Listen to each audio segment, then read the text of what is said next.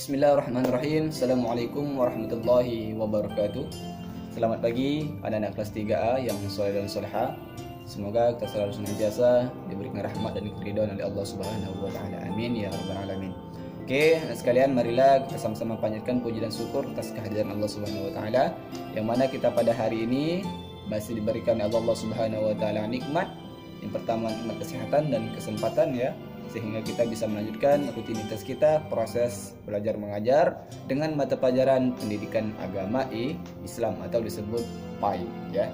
Oke, thayyib anak sekalian, sebelum kita melanjutkan materi kita pada hari ini, marilah kita buka pembelajaran pada hari ini sama-sama dengan melafazkan basmalah. 1 2 go. Bismillahirrahmanirrahim. Thayyib anak sekalian, silakan dibuka buku pendidikan agama Islamnya pada halaman 31. Nah, minggu lalu kita sudah membahas materi tentang percaya diri, halaman 27 ya, bagian B yaitu percaya diri. Nah, untuk hari ini kita lanjutkan pada halaman 31 tentang tanggung jawab bagian C ya. Nah, saya jelaskan sedikit tentang materi pada hari ini ya, tentang bertanggung jawab. Silakan diperhatikan dan disimak ya. Oke, nomor 1, pengertian sikap tanggung jawab. Tanggung jawab adalah sikap bersungguh-sungguh dalam menghadapi dan menyelesaikan suatu tugas atau masalah ya, serta berani menanggung akibat yang terjadi sewaktu-waktu. Nah, ya, sifat tanggung jawab merupakan salah satu sifat terpuji yang dianjurkan dalam ajaran Islam. Nah, ya, jadi orang yang punya sifat bertanggung jawab itu adalah sifat termasuk sifat yang mulia ya, sifat yang terpuji ya. Kemudian orang yang bertanggung jawab dalam hatinya ya akan timbul rasa tenang karena telah melakukan tugas sampai selesai. Nah, selanjutnya, dan Rasulullah SAW sangat mencintai orang-orang yang mengerjakan sesuatu yang sempurna. Ya. Islam sebagai agama yang sempurna menganjurkan umatnya memiliki sifat tanggung jawab. Ya. Sebab setiap orang akan diminta pertanggungjawabannya kelak di akhirat. Ya. Sebagaimana hadis Rasulullah SAW. Nah, lihat halaman 32. Hadis diterima dari Abdullah bin Umar radhiyallahu an bahwa dia mendengar Rasulullah sallallahu alaihi wasallam bersabda. Nah, perhatikan ya. Setiap kalian adalah pemimpin dan kalian akan diminta pertanggungjawaban. Nah, ya. Dengarkan. Kemudian seorang imam atau kepala negara adalah pemimpin dan akan diminta pertanggungjawaban atas rakyatnya. Itu seorang imam atau kepala negara ya. Kemudian seorang suami dalam keluarganya adalah pemimpin dan akan diminta pertanggungjawaban juga atas orang yang dipimpinnya. Nah, selanjutnya seorang istri di dalam rumah tangga, suaminya adalah pemimpin, dia akan diminta pertanggungjawabannya juga atas siapa yang dipimpinnya. Nah, selanjutnya seorang pembantu dalam urusan harta tuanya adalah pemimpin dan dia akan diminta pertanggungjawabannya juga. Nah, ya. Kita juga sebagai pemimpin. Pemimpin apa? Pemimpin untuk diri kita sendiri. Ya. Bagaimana cara kita menghadapi semua kegiatan kita di dunia ini, ya. Misal kita melakukan kebaikan ataupun melakukan kejahatan. Nah, apabila kita melakukan kejahatan, kita akan diminta pertanggungjawaban di akhirat nanti. Bila tangan kita, ya, seluruh tubuh kita ini harus kita tanggungjawabkan ya, harus dipertanggungjawabkan apa yang kita perbuat ketika di dunia ini. Misalkan tangan kita gunakan sebagai apa, kaki kita langkahkan kemana, mata kita gunakan untuk melihat apa, telinga kita gunakan untuk mendengar apa, atau mendengar dengan kata-kata orang baik, atau suka mendengar orang-orang yang suka mengomongkan orang atau membicarakan orang ya. Jadi kita harus dipertanggungjawabkan juga ya atas tubuh kita ini ya, pada diri kita sendiri. Oke, perhatikan. Kemudian nomor 2, di sini ada ciri-ciri orang yang memiliki sikap tanggung jawab. Ya, yang pertama, selalu berakhlak mulia.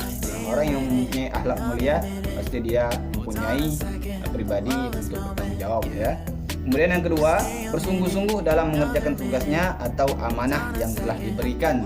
Nah, kemudian yang ketiga, ulet atau telaten dan selalu berhati-hati ya, telaten ya, dan selalu berhati-hati dalam mengerjakan setiap pekerjaan ya. Keempat, memiliki kedisiplinan yang tinggi.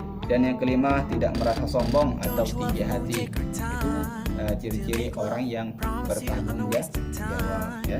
Nah, kemudian yang nomor 3, contoh penerapan sikap tanggung jawab. Nah, di sini ada contoh juga, ada beberapa contoh ya.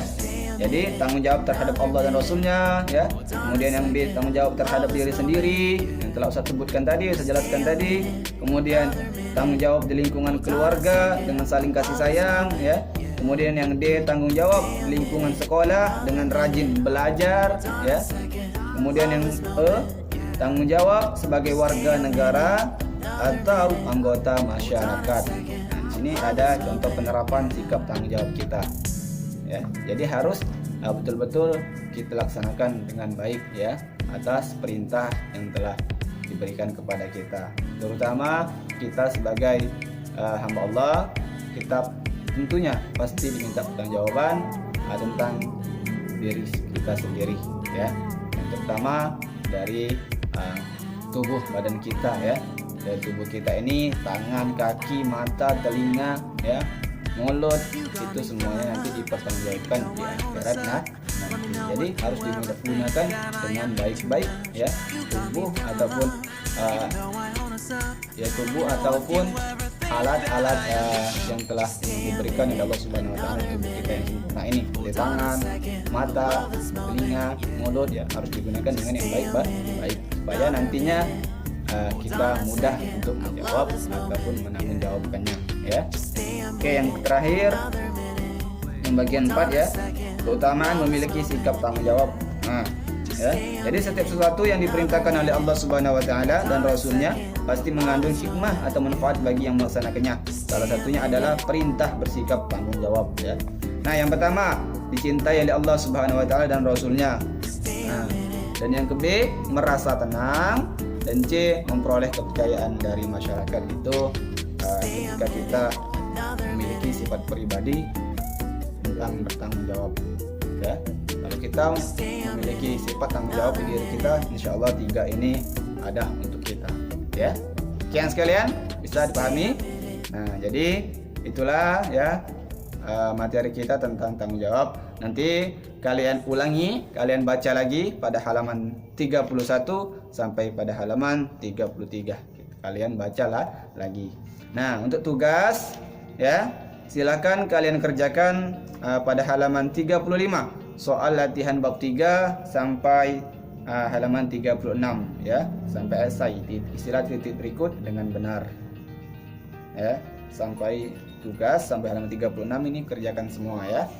Jadi tugasnya yang pertama, kalian baca kembali tentang tanggung jawab pada halaman 31 ya, sampai halaman 33 kalian baca, dan dilanjutkan kerjakan soal latihan bab 3 pada halaman 35 sampai halaman 36. Oke sekalian, bisa dipahami sebelum kita menutup materi kita pada hari ini. Oke, insyaallah semuanya mengerti ataupun paham ya penjelasan dari Ustaz tadi. Dan setelah ini silahkan kalian kerjakan tugas yang telah Ustaz berikan.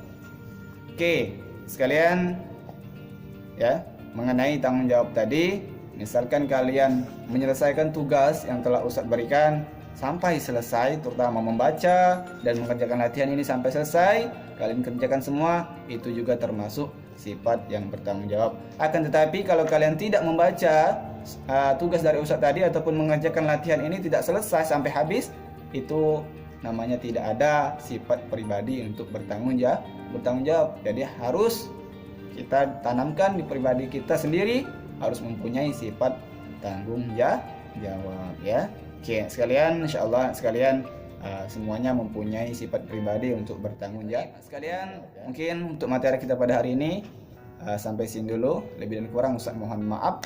Kepada Allah Subhanahu wa taala. Marilah kita tutup pembelajaran kita pada hari ini sama-sama dengan melafazkan hamdalah. 1, 2, go. Alhamdulillahirabbil alamin. Sudah akhiri, Assalamualaikum warahmatullahi wabarakatuh.